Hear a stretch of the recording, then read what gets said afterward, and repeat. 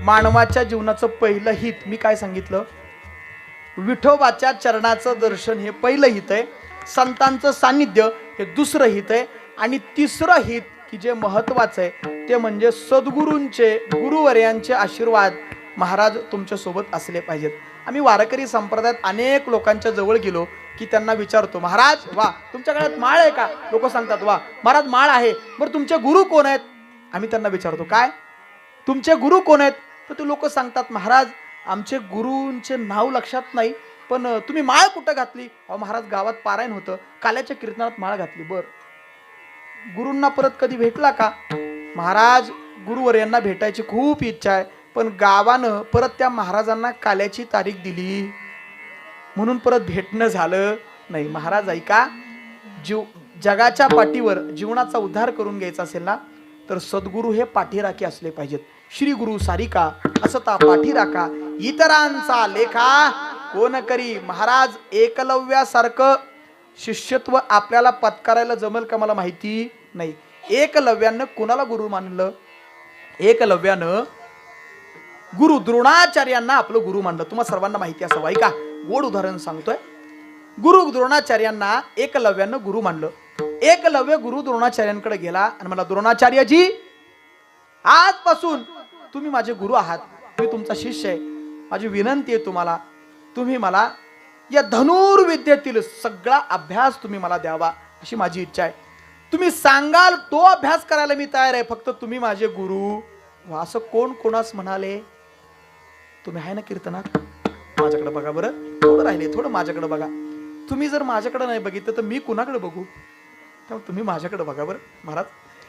असं एकलव्य द्रोणाचार्यांना म्हणाला. द्रोणाचार्य म्हणले नाही बाबा, कारण ऐका, द्रोणाचार्यांनी त्यावेळी किरण महाराज अर्जुनाची सर्वस्वी जबाबदारी घेतली होती. अर्जुनाला धनुर्धारी बनवायचं होतं आणि त्या काळात विशेष ट्युशन अर्जुना दादांची घेतले असल्यामुळं एकलव्याला काही त्या ठिकाणी त्यांना शिकवता आलं नाही. पण महाराज एकलव्यानं काय केलं बघा, गुरुनिष्ठा काय असते.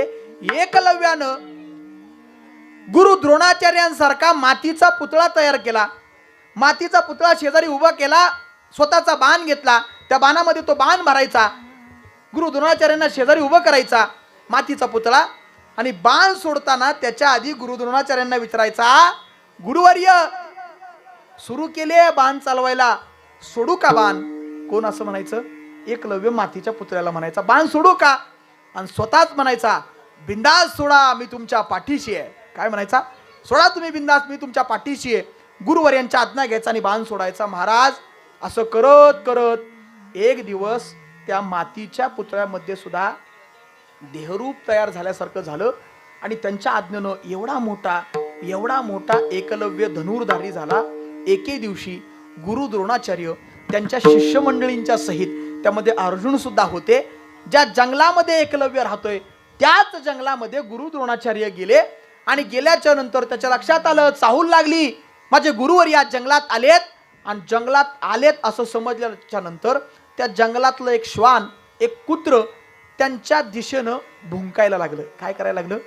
कुत्र भुंकायला लागलं. असा थोर धनुर्धारी असणारा एकलव्यानं आपल्या भातातनं बाण काढले, सप सप सप सप करत त्या कुत्र्याच्या तोंडाच्या दिशेनं बाण सोडले. महाराज त्या कुत्र्याला किती तोंडाला बाण लागले असतील? किती बाण लागले असतील? माझ्या गुरुवर्यांना भुंकतोय. एकलव्यानं त्या कुत्र्याला एकही बाण लागू दिला नाही, पण माझ्या गुरुवर्यांना भुंकतोय म्हणून फक्त त्या बाणाच्या टोकांनी त्या कुत्र्याचा फक्त आवाज थांबवला. काय केलं? फक्त आवाज थांबवला. कुत्र्याच्या बरोबर 1 फुटापर्यंत बाण येऊन थांबले होते, आणि त्याचा आवाज फक्त थांबावा आणि माझ्या गुरुवर्यांना कुत्र्याचा आवाज जाऊ नये हे एकलव्यानं केलं. द्रोणाचार्य फिरत फिरत फिरत महाराज त्या जंगलामध्ये आले. कुत्र त्यांना दिसलं, श्वान दिसलं. कुत्र दिसतंय, कुत्र भुंकतंय, पण त्याचा आवाजच येईना. आवाज बाणांच्या टोकांनी, अनेक बाणांच्या टोकांनी आवाज त्या ठिकाणी अडवला गेला होता. गुरु द्रोणाचार्यांच्या लक्षात आलं, हा पराक्रम केला कोणी? द्रोणाचार्यांच्या लक्षात आलं एकलव्यानं हा प्रकार केलाय. एकलव्याला शोधत ही सगळी शिष्य मंडळी, काय गुरुनिष्ठा असते पहा. एकलव्याकडे गेले आणि एकलव्याला गेल्याच्या नंतर गुरु द्रोणाचार्य मला भेटायला येतात म्हटल्याच्या नंतर साष्टांग दंडवत महाराज एकलव्याने गुरु द्रोणाचार्यांना घातलं आणि उभा राहिला आणि म्हणला, गुरुवर्य माझं भाग्य मोठं, तुम्ही मला भेटायला आलात, तुम्ही माझे गुरु आहात. द्रोणाचार्य म्हणले, तुला मी कधी शिष्य केला, माझ्याकडे कधी तू आला?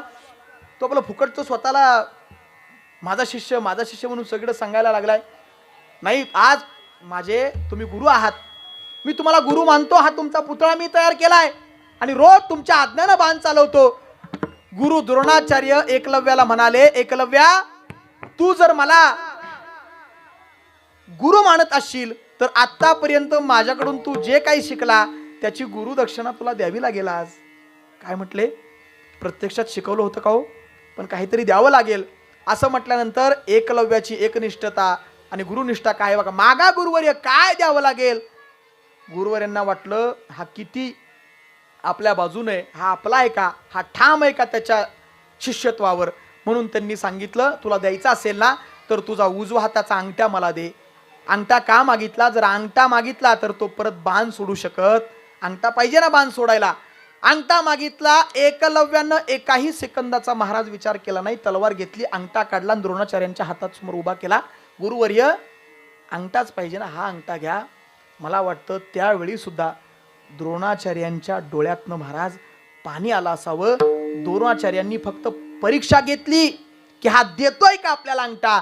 अंगठा काढून देणारा एकलव्य आज नाही, पण एकलव्यासारखी गुरुनिष्ठा आपल्या सोबत असले पाहिजे. माऊली म्हणतात, आता हृदय हे आपुले चौफाळून या भले, वरी बैसऊ पाऊले श्री गुरूंचे. एकदा का श्री गुरूंचा आशीर्वाद महाराज आपल्या सोबत असला की आपल्याला काहीही कमी पडत नाही. ह्या तीन हिताच्या गोष्टी आहेत. पहिलं विठोबाचं चरण, दुसरं संतांचं सानिध्य आणि तिसरं महाराज गुरुचा आशीर्वाद. ह्या गोष्टी आपण घेऊन जगूयात.